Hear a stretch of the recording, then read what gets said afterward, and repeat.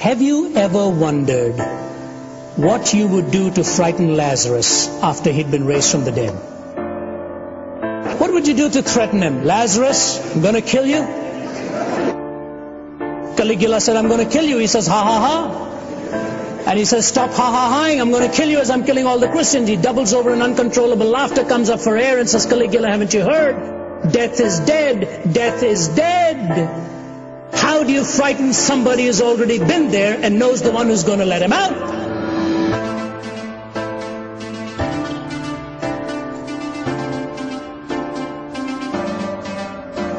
But just think of stepping on shore and finding it heaven, of touching a hand and finding it God's hand, of breathing new air and finding it celestial.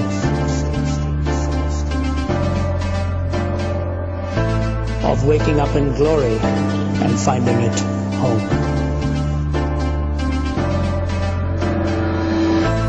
Ladies and gentlemen, your hope and mine in Christ is that one day we will be with God. One day we will be with Him.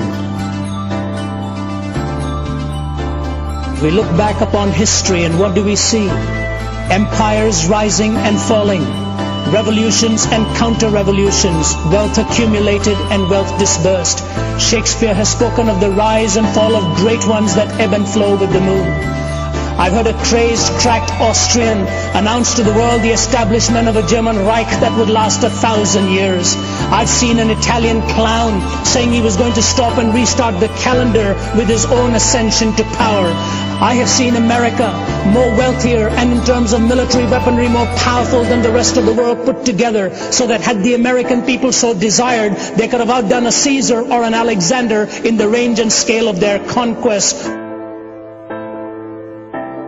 Hitler and Mussolini dead, remembered only in infamy. Stalin is a forbidden name in the regime he helped found and dominate for some 3 decades. America is haunted by fears of running out of the precious fluids that keeps her motorways roaring and the smog settling. All in one lifetime, all in one lifetime, all gone with the wind.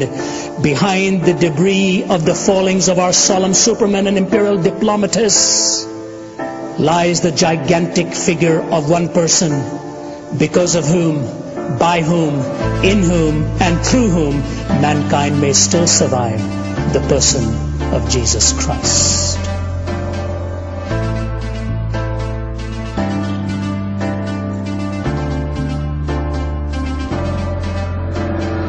Isaiah calls him Wonderful Counselor.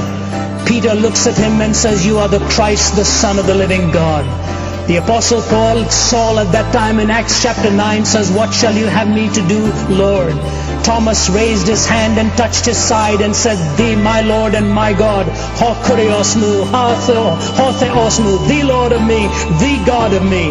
When Pilate looked at him and said, Art thou the Christ? He says, you have said it. When the priest looked at him and said, Are you the Son of God? He says, you're right in stating that I am the Son of God. And in John chapter 14 he says, In my Father's house are many mansions. If it were not so, I would have told you. I go to prepare a place for you, that where I am you may be also. Lord, where are you going? If we don't know where you're going, how can we find the way? I am the way, I am the truth, I am the life. No man comes unto the Father except through me. Show us the Father, Lord. If you've seen me, you've seen the Father. Philip, have you been with me so long and you don't know that when you've seen me, you've seen the Father? I and my Father are one. And he who believes in me, greater things than these shall he do.